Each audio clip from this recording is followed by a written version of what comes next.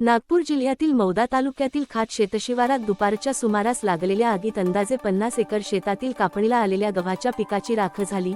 शेतकऱ्यांनी आगीवर नियंत्रण मिळविण्याकरिता अग्निशमक दलाची मदत घेण्यात आली असून सोबतच कापणी केलेले गव्हाचे धसकटे जळाले। यामध्ये शेतकऱ्यांचे मोठे आर्थिक नुकसान झाले असून शेतकरी हवालदिल झालेला आहे।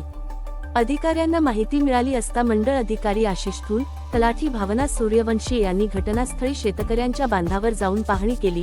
शेतकऱ्यांची झालेल्या नुकसानीची भरपाई शासन देणार का, असा सवाल शेतकऱ्यांकडून केला जात आहे। नमस्कार। आज मौदा तालुक्यातील खात शेतशिवारामध्ये मोठ्या प्रमाणात अग्नितांडव झालेले आहे आणि या ठिकाणी शेतकऱ्यांचा गहू जळून राख झालेला आहे। ह्या आपण बघू शकता मोठ्या प्रमाणात शेतशिवारात 40 ते 50 एकराच्या जवळपास अंदाजे नुकसान झालेलं असून शेतकरी आपल्यासोबत या ठिकाणी उपस्थित आहेत। आपण त्यांचा किती नुकसान झालेलं आहे त्यांच्याकडनं, त्या शेतकऱ्यांकडनं आपण जाणून घेण्याचा प्रयत्न करीत आहोत।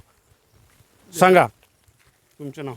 माझं नाव विनोद दुधराम मोहनकर। बस इकडे पाय।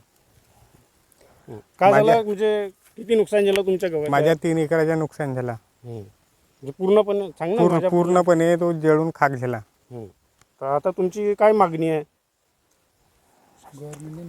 शासनानं याची कर्ज म्हणजे शासनानं याच्या भरपाई द्यावा। तुमचा म्हणजे गहू किती होता? 3 एकर। 3 एकर पूर्णपणे जळला का? पूर्णपणे जळला। सांगा तुमचं नाव। माझे नाव मिथुन दशरथ वैद्य आहे। माझ्या 2 एकर याच्यातला नुकसान झालेलं आहे।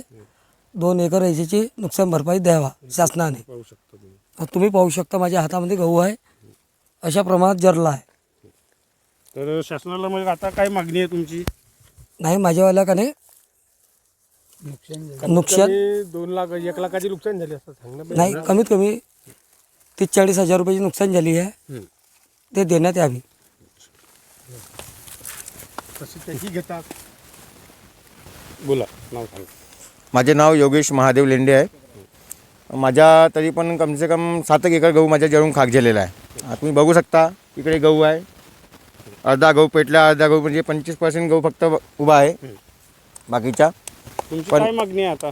माझी मागणी म्हणजे योग्यरित्या शासनाने मदत करावी आमचीवाली, कारण की आमच्या कम से कम नाही म्हणलं तरी सव्वा ते 1.5 लाखापर्यंत माझे नुकसान झालेलं आहे।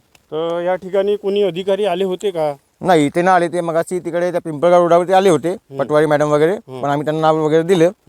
पंचनामा झाला? हो, पण नाही जागेचं नाही झाला तिथे, म्हणजे तिथून जी जळलेली जागा आहे तिथं त्यांनी म्हणजे स्पॉटवर येऊन हे केलं का, पाहणी केली का? हो, तिथे आले होते तिथे मगाशी पिंपळगाव रोडावरती। मगाशी त्यांनी तिथून पंचनामा केला, नाव वगैरे लिहिला। आता उद्या वगैरे काय करतात माहित नाही ते। आता ते काय म्हणाले मग?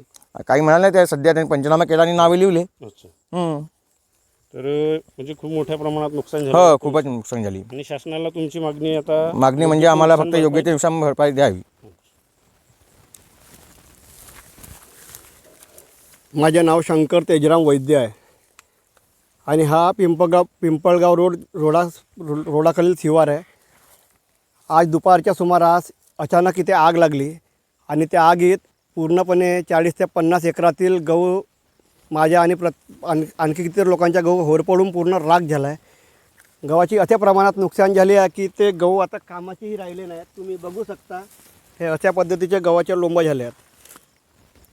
आता हे अचानक झालेल्या घटनेमुळे शेतकरी तर सरकारला काही म्हणणार नाही, पण सरकारने शेतकऱ्याची हाल आणि त्यांची ही अवस्था बघून सरकारने शेतकऱ्यांना योग्य ती मदत करावी।